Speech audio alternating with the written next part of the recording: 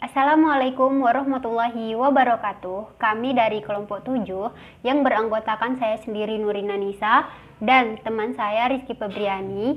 Pada video kali ini kami akan mempresentasikan materi kami yaitu tentang audit sampling. Dalam melaksanakan suatu audit, seorang auditor tidak mungkin memeriksa seluruh bukti audit yang jumlahnya sangat banyak. Oleh karena itu, auditor bisa memilih beberapa bukti audit untuk dijadikan sebagai sampel. Dalam pengertian yang lebih umum, sampling itu adalah pemeriksaan atas sedikit item atau unit sampling yang diambil dari banyak data atau yang disebut dengan populasi untuk mendapatkan gambaran mengenai karakteristik dari banyak data tersebut secara keseluruhan. Ada beberapa istilah yang berkaitan dengan sampling. Yang pertama yaitu ada populasi, yaitu semua item yang ada di saldo akun atau pada kelas transaksi. Nah, yang kedua ada kerangka atau frame. Kerangka atau frame ini adalah wakil populasi secara fisik. Nah, yang ketiga ada unit sampling. Unit sampling adalah satu item yang dipilih dari populasi. Istilah dasar yang berkaitan dengan sampling selanjutnya yaitu ada karakteristik of interest, yaitu istilah yang mengacu pada karakteristik yang ingin diuji dan disimpulkan oleh auditor. Nah, terdapat dua basic karakteristik of interest, yaitu yang pertama atribut dan yang kedua adalah variabel. Atribut adalah karakteristik dari populasi yang menunjukkan apakah karakteristik tersebut ada maupun tidak ada dalam setiap item populasi. Nah, variabel adalah sebuah pengukuran yang dimiliki oleh setiap item dari populasi yang dapat berupa nilai dalam suatu rentang nilai. Selanjutnya, istilah stratification, yaitu istilah yang mengacu pada suatu populasi menjadi subpopulasi sebagai yang memiliki karakteristik yang sama.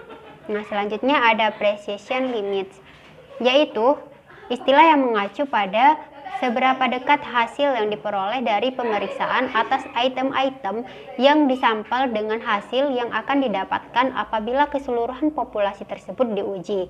Nah, selanjutnya ada tingkat keyakinan, yaitu istilah yang mengacu pada seberapa yakin auditor atas unit sampel yang diperiksa akan memiliki tingkat precision yang diharapkan. Teknik sampling dalam audit dapat dilakukan dengan dua cara, yaitu menggunakan metode statistik atau yang disebut dengan sampling statistik dan tanpa menggunakan metode statistik yang disebut dengan sampling non-statistik. Perbedaan metode sampling statistik dan sampling non-statistik yaitu pada analisis, sampling statistik menggunakan rumus formula statistik sehingga judgemen yang akan digunakan harus dikuantifikasi lebih dahulu sesuai kebutuhan formula. Sedangkan untuk sampling non-statistik tidak menggunakan rumus atau formula statistik sehingga judgemen yang akan digunakan tidak perlu dikuantifikasi. Selanjutnya dalam pemilihan sampelnya, sampling statistik harus secara acak atau random. Sedangkan untuk sampling non-statistik, pemilihan sampelnya itu boleh acak, boleh pula tidak. Judgment sampling atau non-statistical sampling yaitu mengacu pada penggunaan teknik sampling dalam keadaan di mana auditor mengandalkan pada penilaiannya sendiri dalam menentukan berapa besar sampel yang harus diambil, item-item mana dari populasi yang harus dipilih, dan apakah diterima atau tidak keandalan populasi berdasarkan hasil yang diperoleh dari pemeriksaan unit sampel. Sedangkan statistical sampling mengacu pada penggunaan teknik sampling yang menggunakan teori probabilitas untuk membantu dalam menentukan berapa besar sampel seharusnya dan apakah menerima atau tidak keandalan populasi berdasarkan dari hasil yang diperoleh dari pemeriksaan unit sampel. Selanjutnya menentukan sampling. Dalam merancang sebuah sampel, auditor harus mempertimbangkan beberapa hal, yaitu yang pertama, tujuan-tujuan audit yang harus dipenuhi dengan menguji item sampel, dan yang kedua, atribut dari populasi dari mana sampel akan diambil. Tahapan sampling audit. Langkah-langkah sampling dibagi dalam 6 tahap. Yang pertama, menyusun rencana audit. Nah, pada tahap ini ditetapkan jenis pengujian yang akan dilakukan karena berpengaruh pada jenis sampling yang akan digunakan.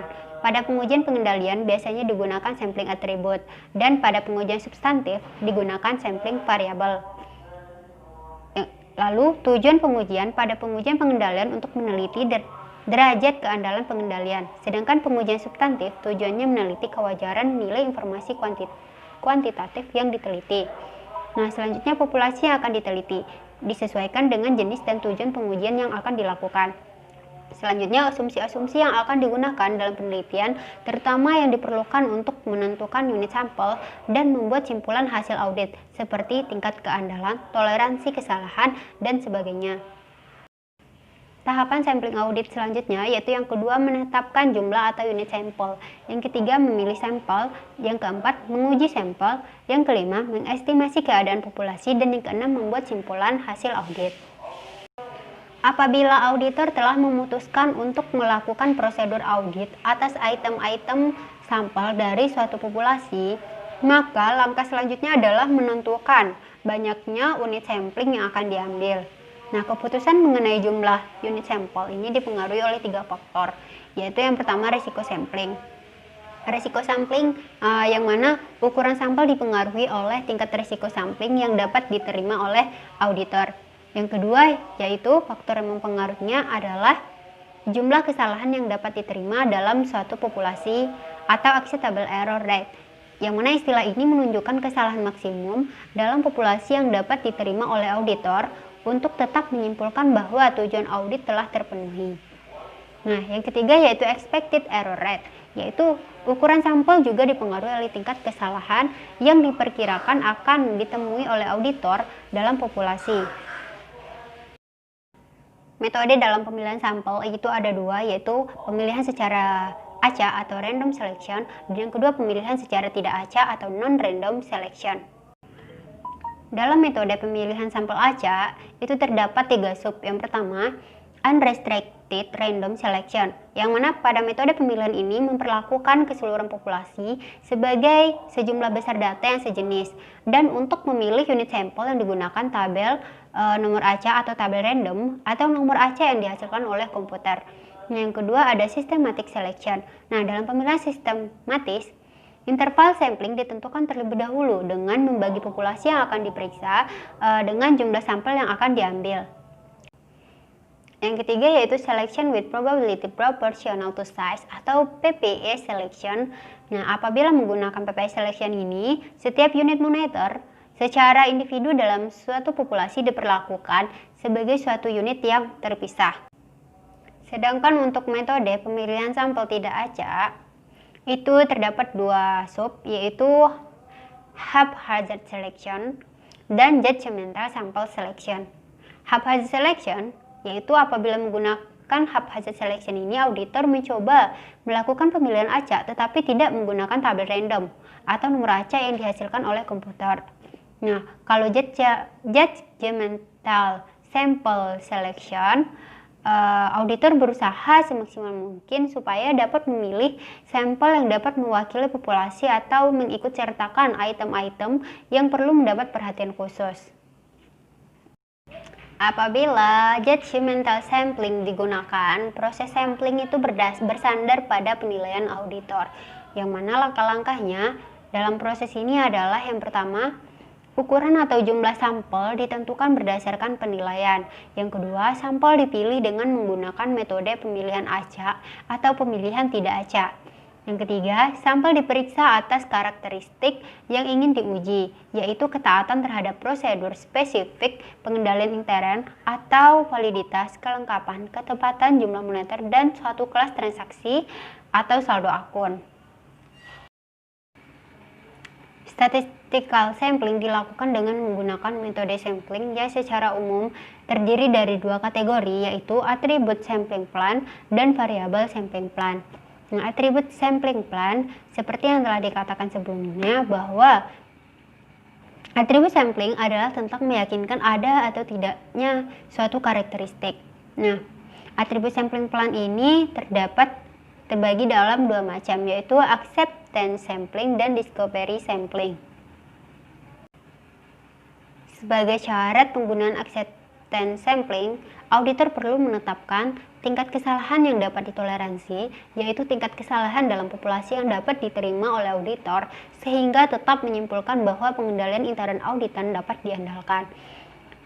Yang kedua, tingkat kesalahan yang diharapkan dalam populasi, yaitu tingkat kesalahan yang diharapkan auditor dalam populasi yang berdasarkan perkiraan awal risiko bawaan dan penilaian awal sistem pengendalian intern auditan.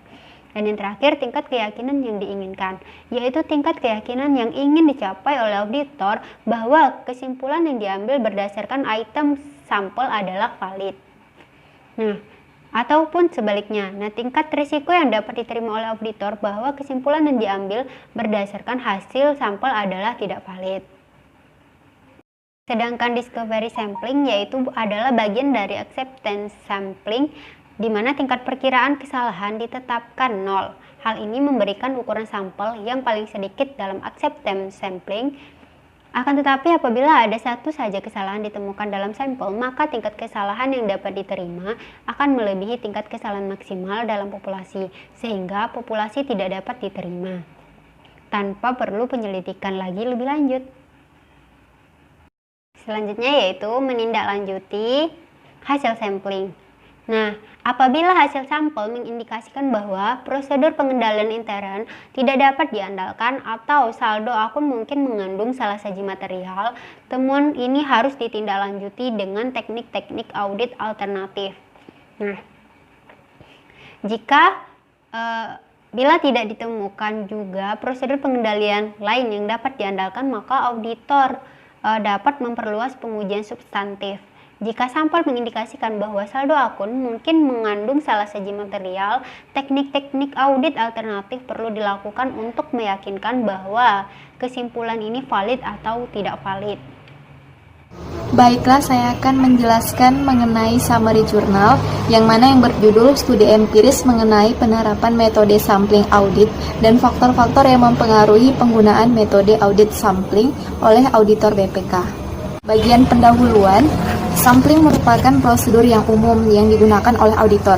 IAI melalui Standar Profesional Akuntan Publik Seksi 350 mendefinisikan sampling sebagai penerapan prosedur audit terhadap unsur-unsur suatu saldo akun atau kelompok transaksi yang kurang dari 100% dengan tujuan untuk menilai beberapa karakteristik saldo akun atau kelompok transaksi tersebut.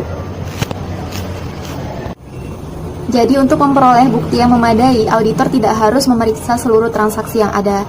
Jadi dalam setiap pemeriksaan auditor harus mempertimbangkan manfaat dan biaya, karena pertimbangan ini kemudian dalam profesi dikenal bahwa sebagian besar bukti yang diperoleh melalui sampel. Menurut Artin 1982 berbeda dengan praktik komersil. Audit di pemerintahan mempunyai tujuan yang berbeda dan memiliki permasalahan sampling yang berbeda. Auditor pemerintah lebih banyak terkait dengan aspek audit operasional, sedangkan auditor pemerintah akan mengaudit aspek-aspek yang terkait dengan aktivitas entitas yang diperiksa dan tidak seperti akuntan publik. Auditor pemerintah harus menarik kesimpulan dari berbagai secara berpisah. Selanjutnya pemikiran teoritis.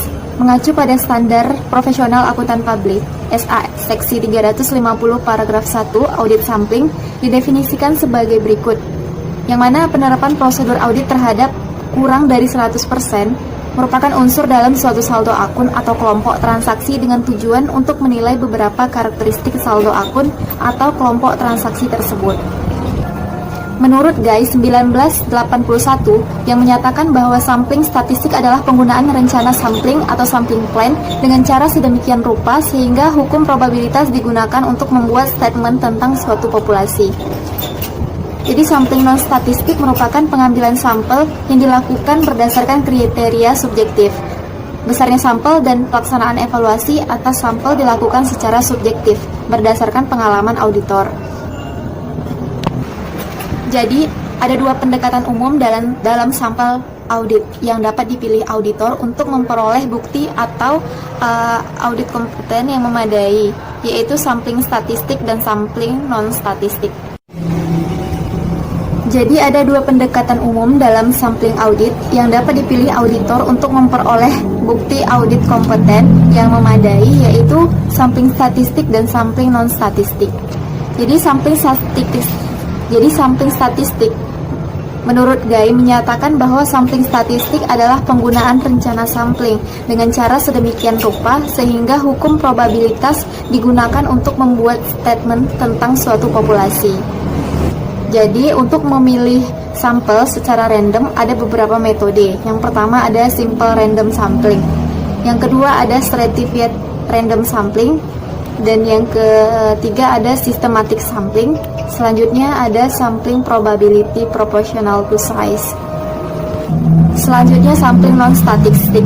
Sampling non-statistic ini merupakan pengambilan sampel yang dilakukan berdasarkan kriteria subjektif. Jadi besarnya sampel dan pelaksanaan evaluasi atas sampel dilakukan secara subjektif berdasarkan pengalaman auditor. Selanjutnya hipotesis. H1, persepsi auditor mengenai sampling statistik mempengaruhi penggunaan metode sampling audit. H2-nya, persepsi auditor terhadap risiko audit mempengaruhi penggunaan metode sampling audit. H3, time pressure mempengaruhi penggunaan metode sampling audit. H4, pengalaman mempengaruhi penggunaan sampling audit. Selanjutnya kerangka teoritis. Variabel independennya, persepsi mengenai sampling audit, persepsi risiko audit, time pressure, dan pengalaman. Sedangkan variabel dependennya penggunaan metode sampling dan penggunaan metode sampling non. Selanjutnya mengenai metode penelitiannya. Populasinya adalah kumpulan dari individu dengan kualitas serta ciri-ciri yang telah ditetapkan. Populasi yang dimaksud dalam penelitian ini adalah auditor BPK, sejumlah 1.837 auditor yang tersebar di 7 kantor perwakilan BPK. Sampel dalam penelitian ini terdiri atas auditor pada kantor-kantor perwakilan BPK di seluruh Indonesia. Dan data yang diperoleh melalui mail survei, kuesioner penelitian yang dikirimkan ke masing-masing kantor perwakilan BPK. Selanjutnya mengenai definisi operasionalnya. Variabelnya yang pertama persepsi terhadap sampling statistik. Nah, jadi indikatornya, variabel ini diukur dengan menggunakan 7 pertanyaan mengenai persepsi terhadap sampling statistik yang merupakan modifikasi instrumen penelitian Zerkashi 1992. Selanjutnya yang kedua, variabelnya persepsi terhadap risiko audit. Jadi indikatornya diukur menggunakan 8 pertanyaan dan pertanyaan-pertanyaan tersebut dikembangkan dari risiko audit atau acceptable audit risk. Variabel yang ketiga, time pressure. Indikatornya yaitu diukur menggunakan 5 pertanyaan. Dan kelima pertanyaan tersebut merupakan instrumen yang digunakan Ridayani 2003 untuk mengukur time pressure. Yang keempat, pengalaman. Variabel ini diukur dari lamanya bekerja. Jadi jumlah tahun yang diisikan responden di skala 1 sampai dengan 5. Skala ini menggantikan pengkategorian skala yang ditetapkan sebelumnya di awal. Yang terakhir, hasil penelitiannya. Yang pertama, hasil penelitiannya bahwa 70,5% responden tidak menggunakan metode sampling statistik. Oleh karena itu, sebaiknya BPK melakukan usaha-usaha untuk meningkatkan kualitas perencanaan sampling, terutama yang berkaitan dengan teknik-teknik untuk mengatasi bias pada sampling non-statistik. Sampling non-statistik yang direncanakan statistik. Yang kedua, dengan karakteristik lingkungan audit BPK yang berbeda dengan audit swasta, disarankan untuk melakukan standarisasi prosedur sampling audit berkaitan dengan kemungkinan dijadikannya bukti sampling sebagai bukti audit dalam bukti pengadilan ataupun pembuktian atas tuntutan masyarakat atau legislatif. Penelitian ini oleh Surya Raharja dipublis oleh Jurnal Bisnis dan Ekonomi JBA Maret 2008, halaman 54 sampai 66. ISSN 1412-3126. Sumbernya dari media neliti.com.